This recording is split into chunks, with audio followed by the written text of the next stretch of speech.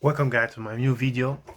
Today we're looking at Proverbs 30, which I titled a humble submission to God. And today we see this chapter. It starts with a very dejected tone, a very unhappy tone.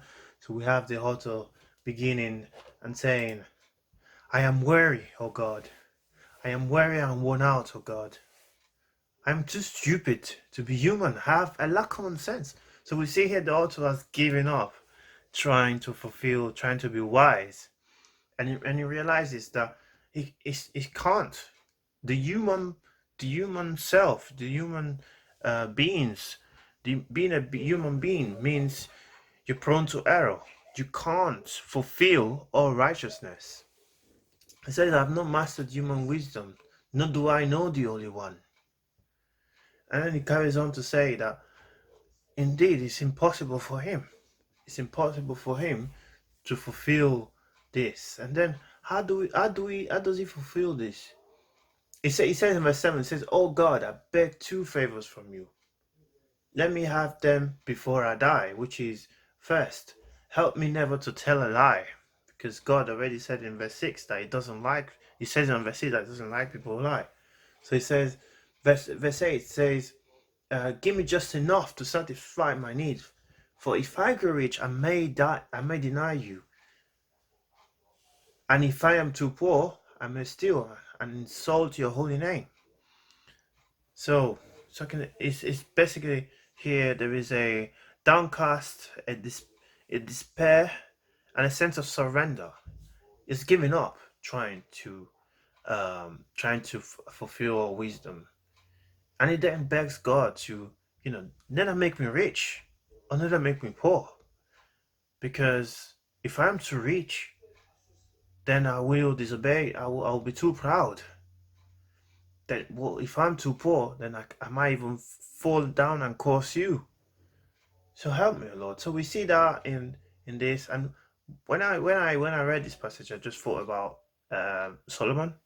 We see him in Solomon's life. We see in First Kings 11.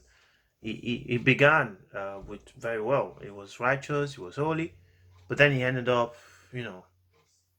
going for pleasures too much. The pleasures he had, the riches he had, actually, he became too rich, and he became too proud, and he stopped following God.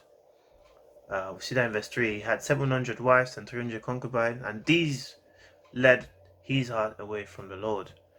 So it's sort of in the same situation, and we see even in the next book, in Ecclesiastes 1:2, it says everything is meaningless because, he's seeked everything, he's seen everything under the sun, he's had everything that he needs, and still he can't follow God. Similarly, that's David's cry for help. We see that in Psalm 85 and verse 5. But David has a different attitude. I mean, a similar attitude, but David doesn't just give up. David goes on to worship God. And I think that's where we need to look at today, which is worship God. Let's worship God when we're downcast. Let's worship God when we're depressed. And he goes on to say, verse 4, who but God goes up to heaven and comes back down? Who wraps up the ocean with his cloak? Who has created the whole wide world? Only God. And in fact, in this other chapter, you see, you get marveled. He actually points to nature. How there's so many traits of wisdom in nature. So you see in verse 5, it says, hands, they are strong, but they store up food all summer. So hands, they don't have a clock, but they are clever, they're able to store food up. You have the hyrax. They are not powerful, but they can dig down and survive that way. There's so many ways, so many wisdom in nature, and the author is sort of wondering, well, how come humans can't do this? How come humans can do this? But that's because God has a different plan for humans. God wants humans to submit through worship. We see with David. David was a man of worship.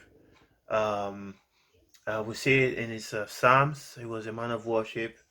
Um, And really, David knew that only God can.